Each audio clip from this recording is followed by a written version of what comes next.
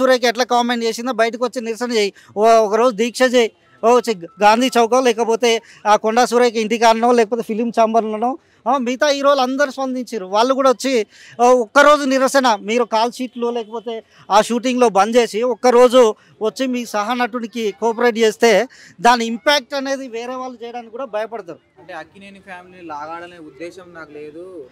వాళ్ళది ఏ ఉద్దేశమైనా కావచ్చు, కేటీఆరే కావచ్చు. కేటీఆర్ కొరకు ఎవరిని పడితే వాడిని పెట్టి తీస్తారా? లేకపోతే కొండ సూర్యక ఆ బిడ్డనో లేకపోతే మనవరాలనో లేకపోతే ఆమెనో అంటే పరిస్థితి ఏంది? అయ్యేమన్నా కొండ మురళి ఇది చేసిండు అది చేసిండు అంటే బాగుంటుంది కదా. కావాలనే అక్కినేని ఫ్యామిలీ కాంగ్రెస్ ప్రభుత్వం టార్గెట్ చేయడం కాదు, కాంగ్రెస్ ప్రభుత్వం డైవర్ట్ పాలిటిక్స్. వాళ్ళు ఇచ్చిన హామీని నెరవేర్చలేక రోజుకొకటి వాళ్ళు డ్రామా ఎత్తుకుంటున్నారు. వాళ్ళ డ్రామాలో భాగంగా ఈరోజు అక్కినేని నాగార్జున ఫ్యామిలీని ఈరోజు బలి చేయడం అయితే జరిగింది.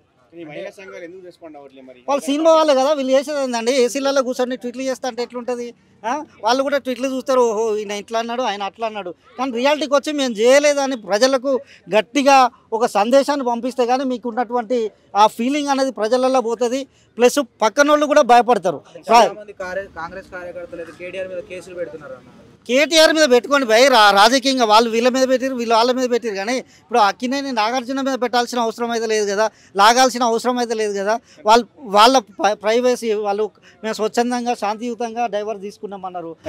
మహిళను తిట్టినప్పుడు మహిళా మంత్రి అయ్యింది రేవంత్ రెడ్డి ఎలాంటి రియాక్షన్ తీసుకున్నారు? అదే కదా ఇప్పుడు నేను చెప్పేది. అదే సినిమా హీరోలు అందరూ వచ్చి ఒకరోజు ఖచ్చితంగా మంత్రి పదవి నుంచి బర్తరఫ్ చేయాలని ఒక ప్రభాసు, ఒక జూనియర్ ఎన్టీఆర్, ఒక మహేష్ బాబు, ఒక రామ్ చరణ్, ఒక చిరంజీవి, మోహన్ బాబు వీళ్ళందరూ ట్వీట్లు చేసిన వాళ్ళందరూ వచ్చి ఒక 10 నిమిషాలు రోడ్డు మీద కూర్చుంటే ఏమవుతుంది? ఒక 2 రోజుల ముందు చెప్పండి, వచ్చి జనాలు లక్షలు పోగవుతారు. అప్పుడు ఆ మంత్రి రేవంత్ రెడ్డి పీఠం కూడా కదులుతుంది.